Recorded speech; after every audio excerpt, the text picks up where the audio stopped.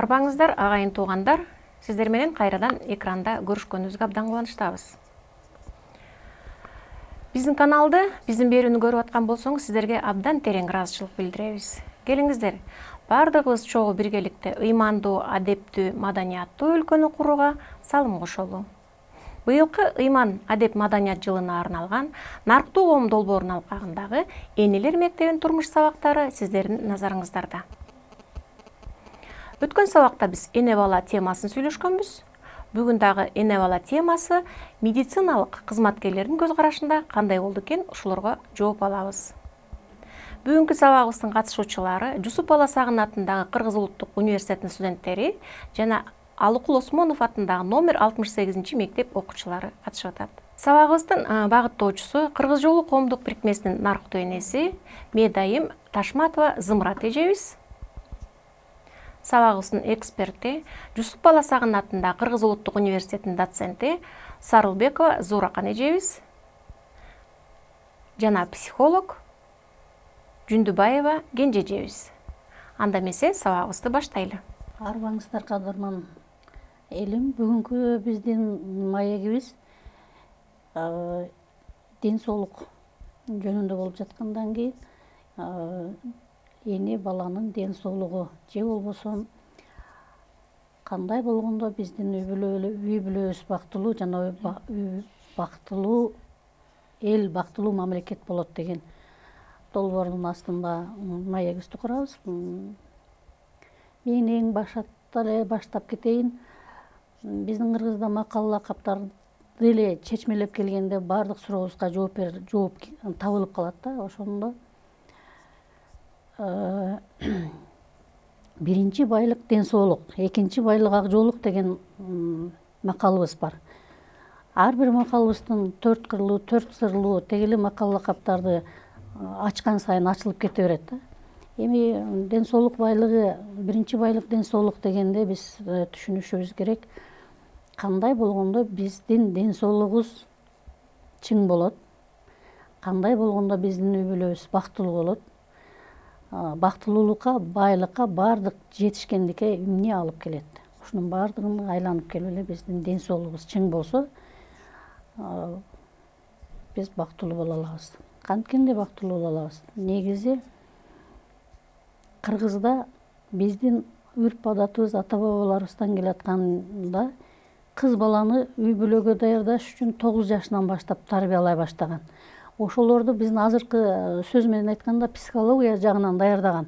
Сен бирөөнүн үй бүлөсүсүң, сен бирөөнүн үйүнө барасың деп бүтүндөй биздин жашообуздагы, турмушубуздагы баардык мезгилдерди кыз балага үйрөтүп, 15-16 жашка уже кыз бала даяр болуп калган. Ал кыз бала ошол үйгө барганда өзүн кандай алып жүрүү, өзүнүн ата төркүн тарабындагы үрп адат салт эмес, ошол барган үйдүн үй бүлө салтын, үрп адатын ошого сүңгүп кирип кеткен. Мен муну айтып атканымдын себеби, ошол кыз бала биз аял заты жаратуучу, уютуучу күч деп атпайбызбы? Ошол жаратуучу, уютуучу күч ошо 9 жаштан башталган. Ошол үй бүлөгө барганда, ошол кыз биздин сөз менен айтканда көп стресс алган эмес. Өзү даяр болгон энеликке. Стресс алган эмес. Анан бул даже мына ошол убакта биздин ата бабаларыбыздын кыракылыгы, энелерибиздин кыракылыгы ушу кыз баланы кандай кылып даярдаган? Же болбосо ден соолук тарабынан, ден соолугу чың болуп барган. Биринчи эле мезгилде бизде гигиена жооп берет буга. Кыз бала 9 жаштан баштап кандай гигиенада болуш керек? Ошо гигиена канчалык маалымат кирген сайын ошол кыз өзүн ошол эне болууга даярдаган да. Карабайсыңар биздин ата бабаларыбыздын кандай үлгүлүү жашаганын. Ошол үй бүлөгө барганда ал кыз көп стресс алган эмес, ал ошого ынанган. Мен ушул үй бүлөгө барып, ушундай эне болом, ушундай бала тарбиялайм дегенге психология даяр болгон да. Ошон үчүн барган үйдө булар көп стресс алган эмес. Биздин үрп адаттарыбыз өтө туура болгондуктан ошол убакта боюна болгон убакыттан эле биздин энелерибиз боюна болгон келинди кандай тамактандырыш керек, кандай жумуштарды жасаш керек, кандай жумуштарды жасабаш керек. Анан биздин туура тамактануубуз биздин Кыргызда өтө туура келген. Бардык дандар, бардык азыркы айтканда азыркы менюга жооп бере турган. Биз азыр көпчүлүк эле укмуш за границадан келген жер жемишти жесем мынтип берем, антип берем жок. Биз ушул тоо регионунда жашагандан кийин биздин Кыргыздын организми ошого адаптация болгондуктан, биздин тамак ашыбыз аябай уникалдуу болгондуктан, ошол будущее эни, болочок эни ошого даяр болгон да. Ошон үчүн бизде ошол убакыттын ошол убакта экология таза болгондуктан, жер жемиш таза болгондуктан, жеген тамак ашыбыз таза болгондуктан дени сак балдар төрөлгөн. Азыркы биздин заманбап, биздин доордун, биздин мезгилдин убактысы такыр тескерисинче болуп чыкты. Себеби кандай деп айтсам, медициналык көз караш менен азыр айтсам, азыркы жаштарыбыз көбүнчө эле мына интернет агымынан алып атышат. Кандай болгондо мен эне болом, кандай болгондо боюма болгондо кандай болушум керек, бүт интернеттен алышат маалыматтарды. Бул маалыматтардын көпчүлүгү мен жок туура эмес деп айта албайм. Негизи бул батыш өлкөлөрүндө булар ошого жетишкен. Булар ошону менен сүңгүп жашап калган. Биз ошонун жакшы жагында, жаман жагында биз өзүбүзгө киргизип атабыз ошол маалыматтарды. Кандай деп айтсам, батыштан келген маалыматтарда аял болуунун милдети, тапшырмасы такыр башкача да. Такыр башкача. Бизге сиңбеген көп нерселер бар да.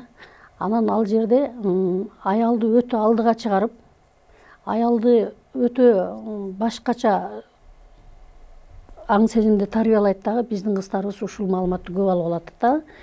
Ошол үйгө барганда ал кыз только өзүнүн гана кызыкчылыгын ойлойт, өзүнүкүн гана ошол жерге тартуулай баштайт. Анан кийин психологиялык жактан келишпестик келет дагы, стресс көп алат. Боюна болгон кыз, бала эненин ичинде бүтүндөй информацияны бүт өзүнө сиңире берет.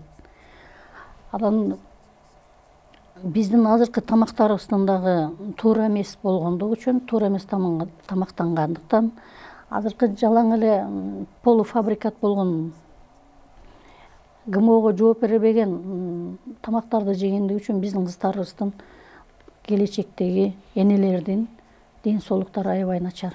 Ошон үчүн жанагы кесарево аябай көбөйүп кетти. Төрөлгөн эле балдардын баардыгы родовой травма менен төрөлөт. Себеби эне кыз ошого даяр эмес. Кыздын организми ошого даяр эместиктен. Бала төрөлгөндөн баштап стрессте төрөлөт. Мен медицина жагынан айтып кетсем, негизи кыз балдар турмушка чыгаардын астында өзүнүн денесин чыңдаш керек, өзүнүн денесин ошого тарбиялаш керек. Жана уулдарыбыз дагы ошого даяр болуш керек.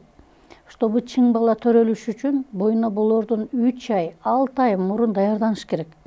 Себеби ички органдарыбызды, ички организмдерибизди ошого калыптандырышыбыз керек. Бүтүндөй макро микроэлементтер менен толтуруш керек организмди. Витаминдер менен толтуруш керек, иммунитетти көтөрүш керек.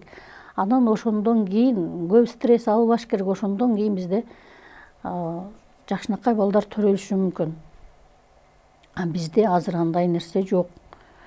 Көбүнчө эле барат, баягы мен туура эле көрөм, биринчи очередь ушу гинекологторго барыш керек, учетко туруш керек. Ошолор деле жакшы маалыматтарды берет. Кандай болгондо биз дени сак балдарды төрөтө алабыз деген, алардын да чоң алдында тапшырмалары бар. Бирок биздин айыл шаар эмес, шаарды биле албайм, эми айылдарда бул жагынан өтө артта калган. Биздин Кыргызстанда айтайлы, башка жакка тийбей эле турайлы. Биздин азыркы жаштарыбыздын 80-90% эне болууга даяр эмес деп мен толук ишенип кетем да.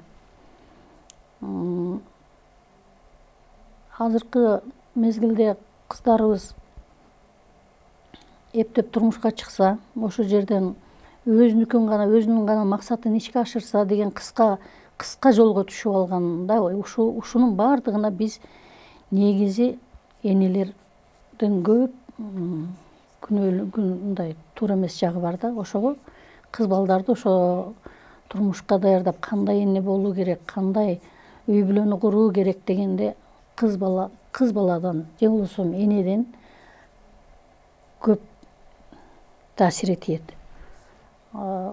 Эне жана айтып атпаймынбы, уютуучу күч, жаратуучу күч деп. Ушул үй бүлөнү жаратканда дагы баардык жакшы нерселерди уютуу бул эне. Аябай жакшы багыттама берип кеттиңиз. Менин дагы бир сизге бере турган суроом, өткөн ата тектерибиз жөнүндө, тамактануу жөнүндө өтө басым жасап кеттиңиз. Ошол кездеги тамактанган кыздар менен тамактанган аял затынын ден соолугу менен азыркы заманда көчөдө сатылып аткан ар кандай тамактарды жеп жүрөбүз. Көбүнчө фастфуд, шаурма сыяктуу жегип, кока-кола, фанта ичкен кыздардын аял затынын ден соолугу менен ошол жерде кымыз ичип чоңойгон аял затынын айырмасы кайсы? Утканыбыз эмне азыркы заманда?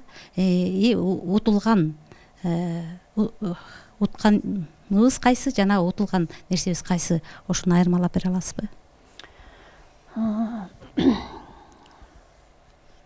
Биздин ата бабаларыбыздын негизи туура тамактанган жагынан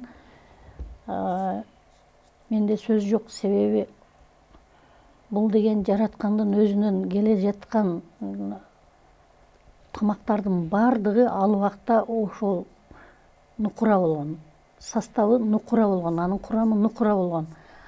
Азыркы тамактардын өткөн передачада эле мен айтып кеткем, азыркы тамактар экиге бөлүнөт. Тамактардын бизнеске жасалган тамактар жана ден соолукка жасалган тамактар деп. Биздин азыркы жаштарыбыз деле деги эле азыркы адамдардын баардыгы биздин заманбап мезгилде бизнеске жасалган тамакты көп жейбиз, көп колдонобуз.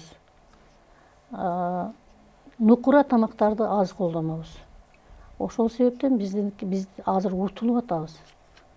Биздин жана айтып атпаймынбы, биздин Европадан келген маалыматтарга таянып, биздин жаштарыбыз көбүнчө туура эмес тамактанат, туура эмес ойлонот, туура эмес көз жүргүзөт. Ошо Европадан, Западтан, Батыштан келген маалыматтардын көп жагы жакшы. Мен жаман дебейм. Заманбапка, биздин доорго, мезгилге ылайык жакшы жактары аябай көп. Бирок биздин салтыбызга, үрп адатыбызга, биздин тегеле жаратылышыбызга туура эмес келген жактары дагы көп.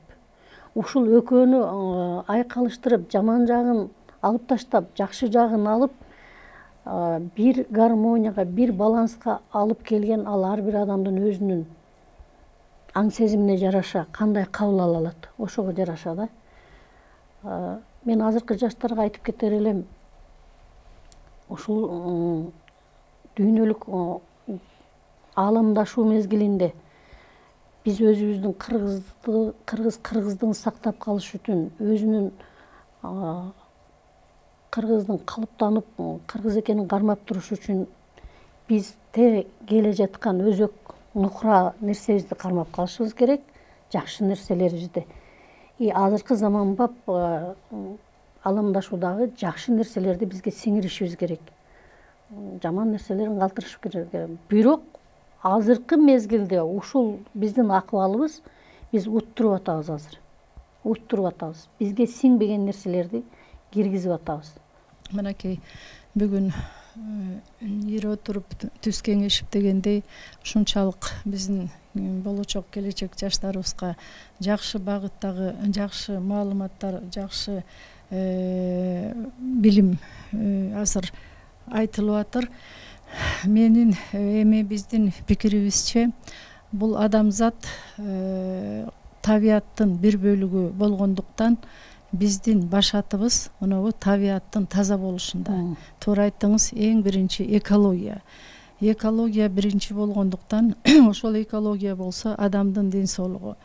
Таза дени сак бала бул дени сак улут, дени сак улут бул дени сак коом дегенде мына бул пикир баарыбызда бирдей деп ойлойм. Дагы эле тарбиянын башаты, тазалыктын башаты, ден соолуктун башаты, мен дагы ушуга кошуп кетер элем, жан соолуктун башаты деп. Биз ден соолукту карап эле баягы биринчи байлыгыбыз дени соо, таза тамактансак, таза кийинсек, анан кийин таза жүрсөк, бул туура ден соолук. Баягы режимди кармап, таза тамактарды. Бирок биздин азыркы учурдагы биздин жаштарыбыздын, анан биз улуу муун болуп калдык. Ортоңку муундардын азыркы жан соолугуна түшкөн бүлүк, бул ошол адамдын ден соолугундагы бузуп атат деген демекчимин да. Себеби мынакей биз бул турмуштан алып карасак, сиз жана туура айтып кеттиңиз, башка бир үйгө келген адам психологиялык жактан стресс алып калат деп. Ошон үчүн биздин ата эне дагы эле ошол өзүнүн баласынын ден соолугун ойлосо, жалаң эле ден соолукта чоңойткондон кийин анын жан соолугун ойлосо, ошол башка үй бүлөгө, башка чөйрөгө, башка бир ордого барып калса, ошол баламдын дени жаны соо болуш үчүн мынакей балам момундай кырдаалга туш келгенде монтип чыга билиш керек. Мисалы конкретно эле айта турган болсок, мына башка бир бүлөнүн үй бүлөсү болдуң, ошондо өзүңдүн кызыкчылыгыңан ошол барган жердин кызыкчылыгын өйдө коюп баалашың керек. Улууну улуудай, кичүүнү кичүүдөй баалап, ошол жерге ошол эл, ошол кичинекей коом, үй бүлө коом сени кабыл алып кетсе, мына сенин ден соолугуңдагы, сенин жан соолугуңдагы камсыз болот го деген ойдо болсо, ар бир үй бүлө, ар бир эне, менимче биздин келечек мына келиндерибиз ушундай көп жабыр тарткан кырдаалдарга туш келбейт го деген ойдомун да. Саламатсызбы? Менин суроом мындай. Ошол эне боюнда болгон учурда жакшы дени сак баланы төрөө үчүн кандай тамактарга көбүнчө басым жасаш керек? Негизи дени сак бала төрөшү үчүн, мен жана айтып кеттим, боюна бол электе кыз даярданыш керек. Жанагы организмди чыңдоо деп атпаймынбы? Мен эми баягы медициналык жак көз карашын айтып берейин. Жанагы биздин организмибиздеги макро микроэлементтер, витаминдер, аминокислоттор, бул медицинский терминде айта берейин. Ушулардын баардыгы организмде болуш керек. Себеби эне өзүнөн кайра адам жаратып атат. Жаратуучу болуп кайра ошо өзүнөн болгон нерсенин баардыгын балага бөлүп берет. Дени сак бала төрөлүшү үчүн эне аябай күчтүү, иммунитети жогору болуш керек деп атам. Жогору болуш үчүн туура тамактаныш керек. Кандай тамактар тамактаныш керек? Жана мен айткандай эле, бизнеске жасалган тамактар эмес, нукура тамактарга көп көңүл буруш керек. Жанагы биздин эле кымызыбыз, жармабыз, сүтүбүз, айраныбыз, деле кыргыздын нукура тамактары адамга зыян алып келчү нерсе эмес, пайда гана алып келчү нерсе. Ошол биздин өзүбүздүн нукура тамактарга көбүрөөк көңүл буруш керек. Жашылчаны жетиштүү жеш керек. 50% даярдалган тамак болсо, тамак рациондо ошол 50% сөзсүз чийки нерселер болуш керек. Жер жемиштер көп болуш керек. Мисалы үчүн ушуну 3 ай, 6 ай мурун кыз бала ушуга даярданса, боюна болгондон кийин дагы 3 ай бул аябай катуу көңүл буруш керек. 3 айдын ичинде жана кыргыздарда талгак деп коет, талгак катуу болду деп коет. Ошол кызга организмине жетишпейт. Ошол кыздын организминде кальций жетпейт, магний, цинк, бардык нерсе курамында жок нерселер болгондуктан баягы бала боюндагы бала энеден эч качан сурабайт, сен мага мунуңду бер, муну сеники аз экен, мунуку көп экен дебейт. Ал сурабай туруп эненин бүтүндөй организмин өзүнө тартып алат.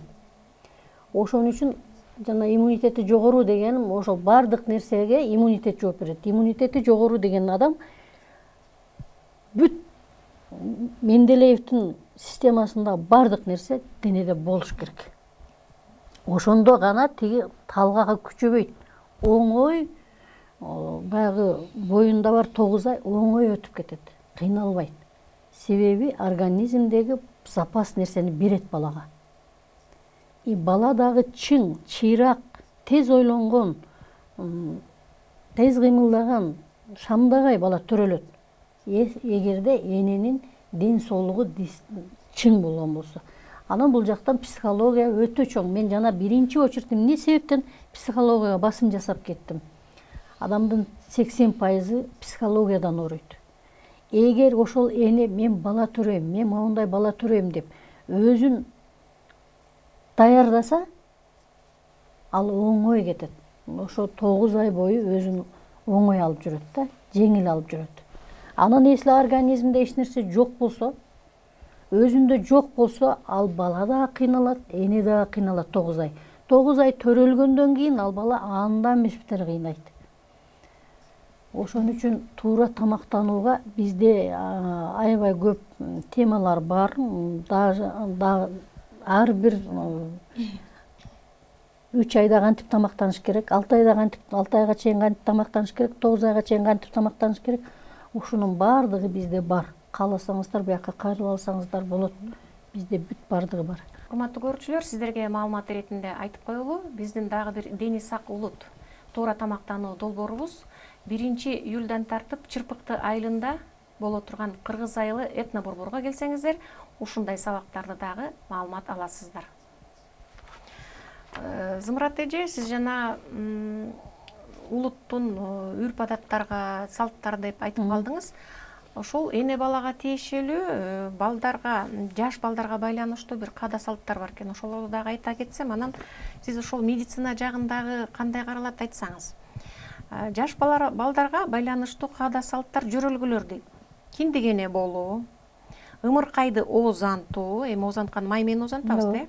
Сүйүнчүлөө, наристеге ат коюу, жентек той берүү, көрүндүк берүү, кыркын чыгаруу, карын чачын алдыруу, тырмагын алдыруу, бешикке салуу, кас тургузуу, тушоосун кесүү, сүннөт той, бул эми эркек балдар үчүн.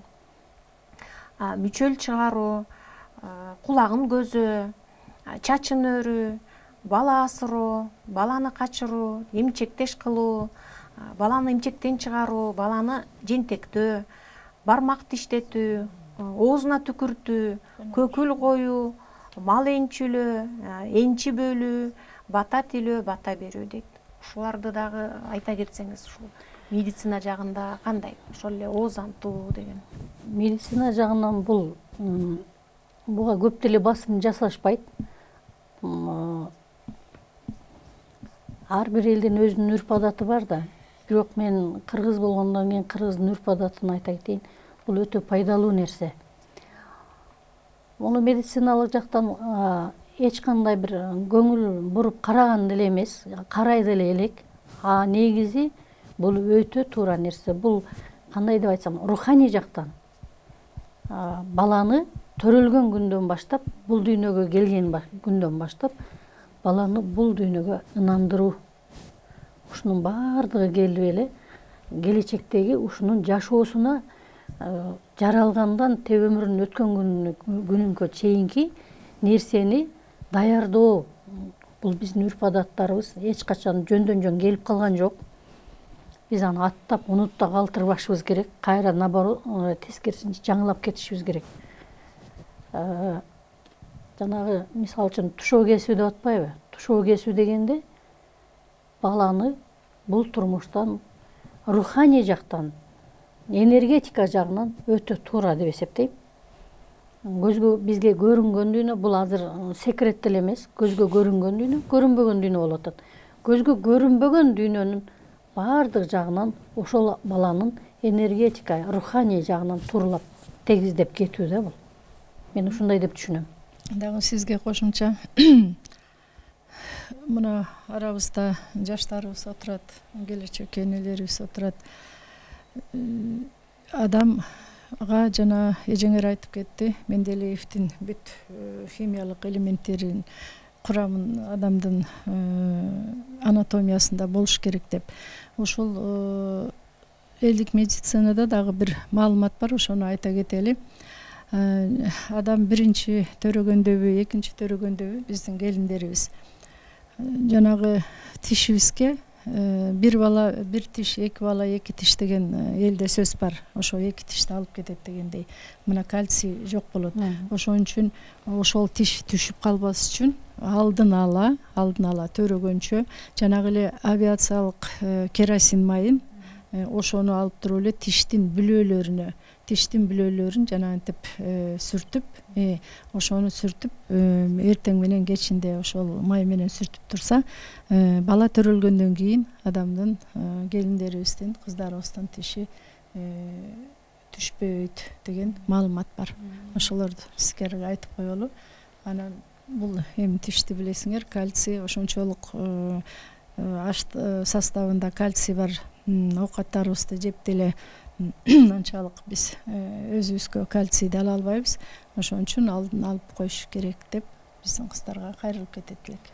Зумрат эже, айтсаңыз, эне ушул төрөттөн кийин кандай тамактануу керек, кандай эрежелерди сакташы керек? Аябай туура суроо болду. Негизи биздин кыргыз элибиз төрөттөн кийин аялды, келинди өтө жакшы караган. 40 күнгө чейин тургузган эмес. Белин жакшы танган. Анан кийин бизде ошону аралаштырып тамак берген эмес 40 күнгө чейин.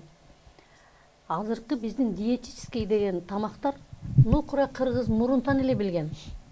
Ошол ылгап тамак берген.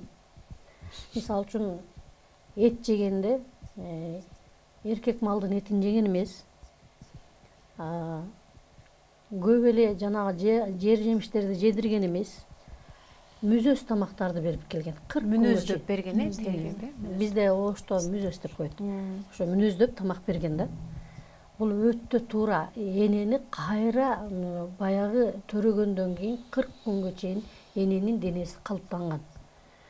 Андан кийин бар бир баланы эмчек берип эмизип аткандан кийин жанагы эле мен айткан аябай күчтүү, витаминдүү тамактарды жеш керек. Себеби баланы 9 ай бою эмчек берип чоңойтсо, балага да бериш керек да. Ошо эне аркылуу балага кетип атат. Эми жанагы эле биздин нукура тамактарга эле кайра келебиз да. Ошол эле биздин нукура күчтүү, жакшы, таза тамактарды беришибиз керек. Эми бардыгын айтып отурганга бизде негизи убакыт жок да. Мен дагы кошумчалап кетсем сиздин чоңуздун суроосуна. Биздин ата бабабыздын айтып келгенине караганда, кыргыз элинин турмушу бул каада салтында, үрп адатында дейт эмеспи? Мынакей бир каада салт бар экен. Ушун жакында эле ушул маалыматты биз мен өзүм кабыл алдым дегенде, илгери биздин ата энебиз кыздарыбыз төрөгөндө 40 күн тыңытып келиш үчүн ата энеси өзү алып кетишкен кыздарды. Төрөр самат. Эми ушул салт азыр биздин убакта азыр барбы? Эгерде бар болсо ошол туурабы, туура эмеспи? Бул өзүнчө маселе. Бирок алып кетип 40 күндөн кийин тыңытып, анан кийин кайта ошол турмушка чыккан жерге небересин, анан кийин өзүнүн кызын кайта алып келип койчу экен. Бул дагы медициналык жактан менимче, психологиялык жактан ошо туура го деп мен да ойлоп калдым да. Себеби кыз баягы кымтылбай, кысылбай, кайненем эмне дейт, же болбосо үйдөгү үй бүлө мүчөлөрү эмне дейт дебестен өзүнүн ата энесинин үйүнө барып, энеси карап, баягы өзүнүн бир туугандары карап дегендей, бул мен абдан ошону туура көрүп калдым да. Белгилүү акын эжебиз Бактыгүл Чотурованын ырында бар экен. Оорубаңыз, оорусаңыз таарынам деген. Ансыңарындай ар дайым ден соолукта болгула, оорубаңыздар. таза, күчтүү, дени сак мамлекетти бирге куралы. Саламатта калыңыздар.